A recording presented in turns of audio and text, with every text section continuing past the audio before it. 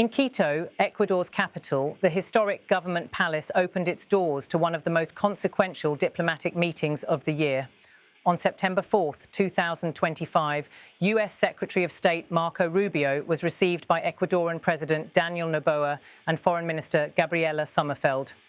The encounter came at a time of deepening regional instability. Once celebrated as a safe haven in Latin America, Ecuador has in recent years faced a surge of violent. The government of Noboa has responded with extraordinary measures, deploying troops across cities and prisons in an effort to wrestle control back from powerful gangs.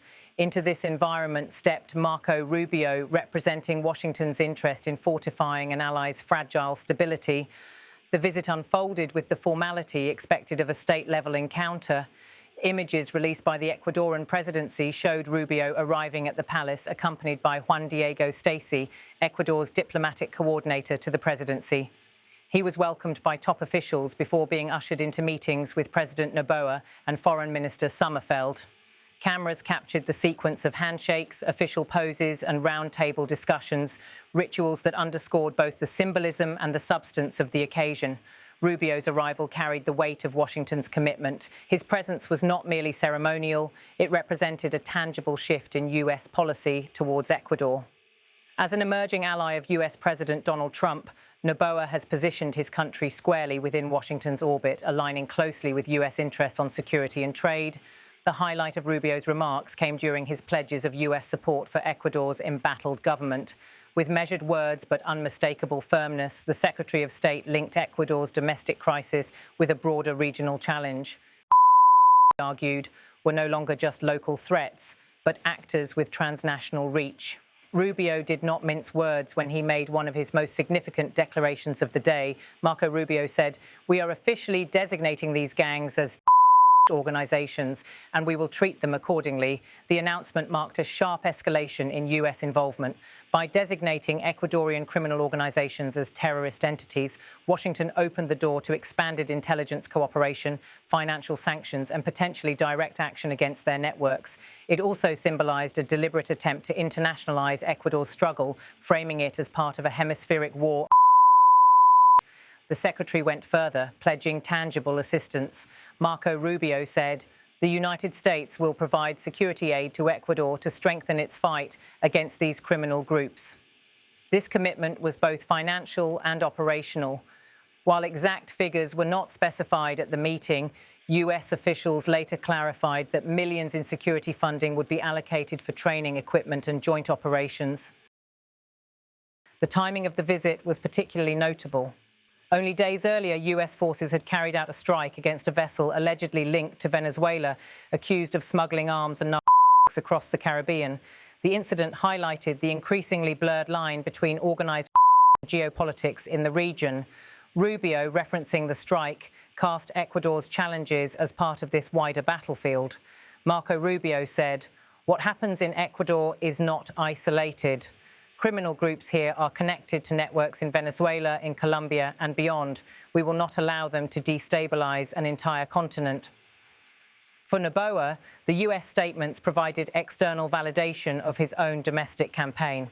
Since taking office, the young president has presented himself as a reformer, unafraid to confront entrenched power. Deploying the army to patrol cities and prisons was a controversial but popular move, seen by many Ecuadorians as the only option left.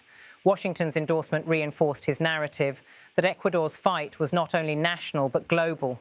President Daniel Noboa, while measured in tone, welcomed the US support. Seated alongside Rubio, he emphasized the gravity of Ecuador's current crisis. Daniel Noboa said, "Ecuador was once one of Latin America's safest countries. Today, we face levels of violence that threaten our very democracy.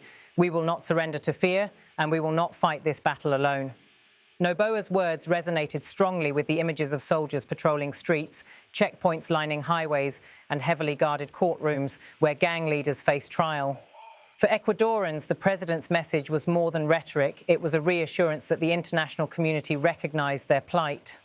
Foreign Minister Gabriela Sommerfeld also played a prominent role in the dialogue, acting as both translator of intent and architect of future coordination. She highlighted the need for not only military cooperation, but also institutional reforms. Gabriela Sommerfeld, said, "Security aid is essential, but so is strengthening our judicial system, our border controls, and our ability to prosecute criminals without fear of corruption or retaliation." Her remarks pointed to a core dilemma. While external support can provide immediate relief, Ecuador's long-term stability hinges on governance, transparency, and economic opportunity. The optics of the visit were carefully managed. The Ecuadorian presidency released a series of staged images, Rubio and Noboa shaking hands before the national flags, the US delegation sitting across from their Ecuadorian counterparts at a long wooden table, close-ups of Noboa in discussion, his expression resolute. Each frame conveyed the same message: Ecuador and the United States standing shoulder to shoulder against a shared threat. The symbolism was not lost on observers. For Washington, Ecuador represents a potential anchor in a region where alliances are fragile and competition from other powers, including China, is intensifying. For Quito, US support is both a shield and a gamble against gangs and their networks, but a gamble in terms of sovereignty and dependence. The designations and promises of aid also sparked debate beyond the palace walls. Critics within Ecuador worry that labeling gangs as terrorists could blur the lines between criminal justice and counter-terrorism, potentially justifying extraordinary measures without addressing root causes. Human rights advocates warn of possible abuses under the cover of a war on terror. Yet supporters argue that drastic times call for drastic measures. With homicide rates soaring and prisons erupting in deadly riots, they say the country cannot afford half measures. US involvement, in their view, provides resources and legitimacy that Ecuador cannot muster alone. The alignment between Noboa and Washington cannot be separated from the politics of the moment. President Daniel Noboa has emerged as a close ally of US President Donald Trump, whose administration has championed tougher stances against Latin American criminal networks. Rubio, a longtime foreign policy hawk, serves as Trump's point man in operationalizing that vision. In this sense, the visit was as much about messaging as it was about policy. It broadcasted to the region and to Washington's domestic audience that the Trump administration was actively confronting threats in the hemisphere. Marco Rubio said, "We will not allow our friends in the region to face these threats alone." The United States stands with Ecuador today and in the future. As the meeting drew to a close, both sides projected confidence and unity. The images of handshakes, the pledges of aid, and the declarations of terrorist designations combined into a narrative of partnership. Whether that narrative will translate into meaningful change on Ecuador's streets remains uncertain. What is clear, however, is that September 4th, 2025, marked a turning point. Ecuador's internal crisis became a regional priority, and Washington firmly tied its reputation to the outcome. For Noboa, the stakes are existential. Success could cement his leadership and restore stability. Failure could plunge the nation deeper into violence. For Rubio and for the United States, the visit underscored a larger truth, that in today's interconnected world, the fight against crime in a South American nation can reverberate across continents.